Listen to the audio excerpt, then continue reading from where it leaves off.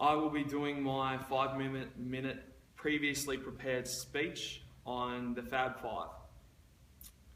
To just bring you in a bit of background information on who the Fab Five is, it was a group of college basketball players in the 90s, early 90s, who were all drafted to one college called Michigan, and their influence on pop culture and basketball, the basketball scene, basketball culture, is unlike any college players ever.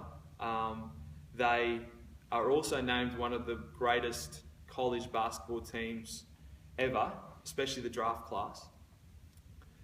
They were all picked, so every year there is a top 100 of college basketball players named across America.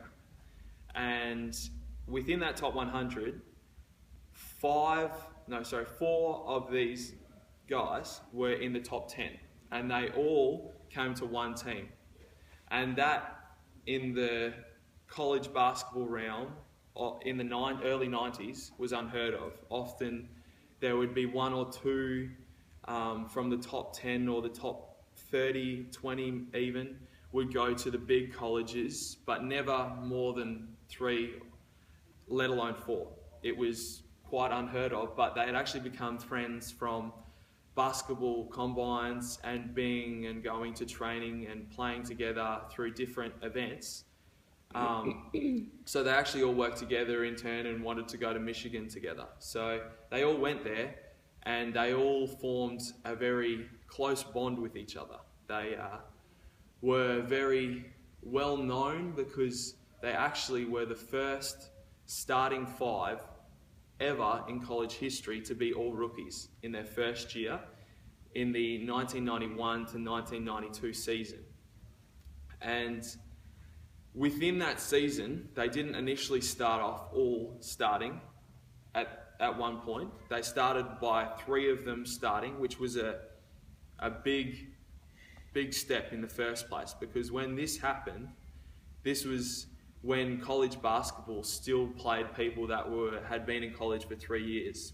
They didn't go straight out of the draft after 1 year, out of college after 1 year to the NBA. They stayed and finished their college degrees and played basketball as well. And so this was quite unheard of, that 3 rookies were getting their places over players that might have tenure.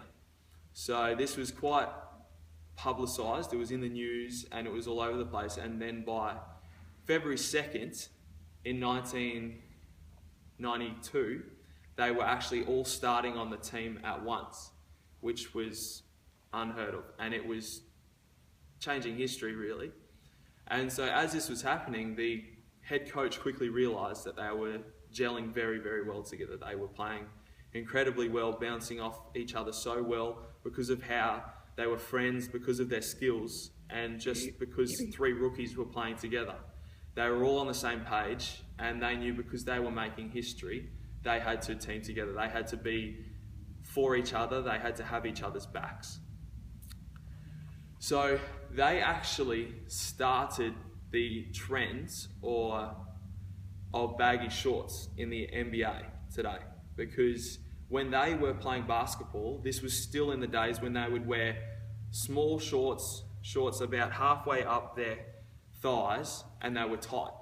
But these guys, coming from, a couple of them from rough neighbourhoods, playing basketball in the baggy clothes, the baggy jerseys, they thought it was a bit homophobic to wear the tight little shorts. So whenever they actually went to training, they always got the biggest and largest size of their shorts so they could wear that while they were playing. And so from there, they actually started to make baggy shorts, and all the teams ended up catching on because they were so public and because they were so popular. These starting 5 of rookies, everyone began to want to wear what they were wearing. And so this was actually quite controversial at the time, because Michigan University was actually making a lot of money off their jerseys, of what they were wearing, of what they were doing, but yet they were making nothing because they were just there for college and for basketball. They weren't making any money Some of them weren't even on scholarships. They were struggling. They were eating 2-minute noodles for lunch and dinner. Sometimes they couldn't even pay for dinner.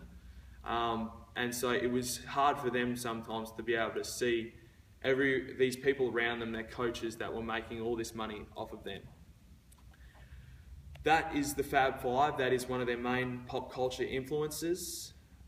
Thank you for listening today. That has been my speech on the Fab Five.